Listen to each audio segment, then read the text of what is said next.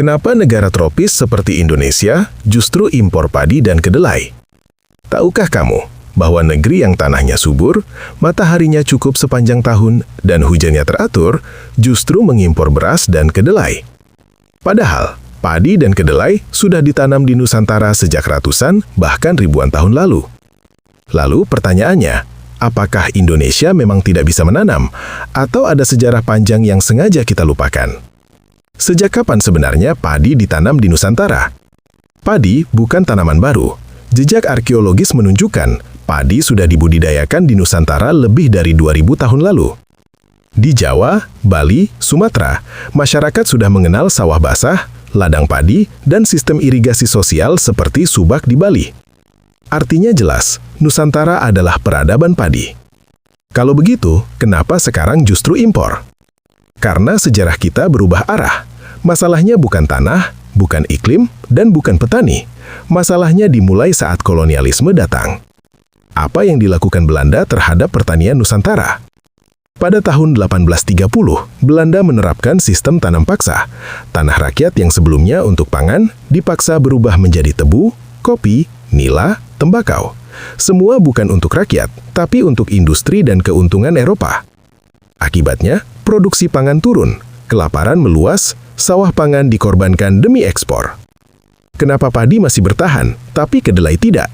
Karena padi adalah makanan pokok. Belanda sadar, jika rakyat kelaparan total, koloni bisa meledak. Maka padi dipertahankan secukupnya, bukan untuk sejahtera, tapi agar tenaga kerja tetap hidup. Tapi kedelai tidak dianggap penting, tidak menghasilkan pajak besar, tidak laku di pasar Eropa. Padahal kedelai penting bagi rakyat kan? Sangat penting. Sejak abad ke-17, kedelai ditanam di Jawa, diolah jadi tempe dan tahu, menjadi sumber protein rakyat. Bahkan pada abad ke-18, Jawa termasuk produsen kedelai utama Asia Tenggara. Tapi kolonialisme tidak peduli pada gizi rakyat. Setelah merdeka, kenapa tidak diperbaiki? Setelah 1945, negara baru, ekonomi hancur, pangan jadi prioritas darurat. Pemerintah fokus, beras dulu, swasembada padi. Dan berhasil, tahun 1884, Indonesia swasembada beras. Tapi kedelai kembali dilupakan. Kenapa kedelai kalah dari impor? Karena kedelai impor lebih murah, bukan karena lebih hebat, tapi karena petani Amerika disubsidi.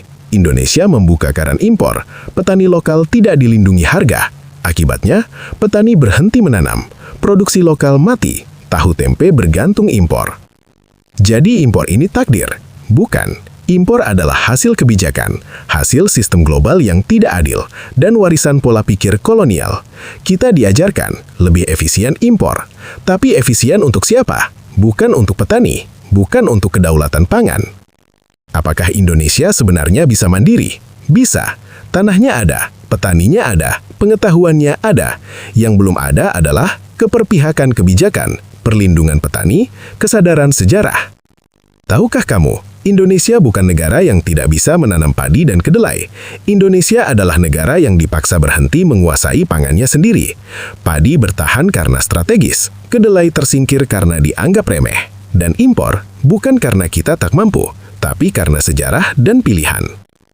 Jika konten ini bermanfaat, like, komen, subscribe, dan share @gladiator neraka.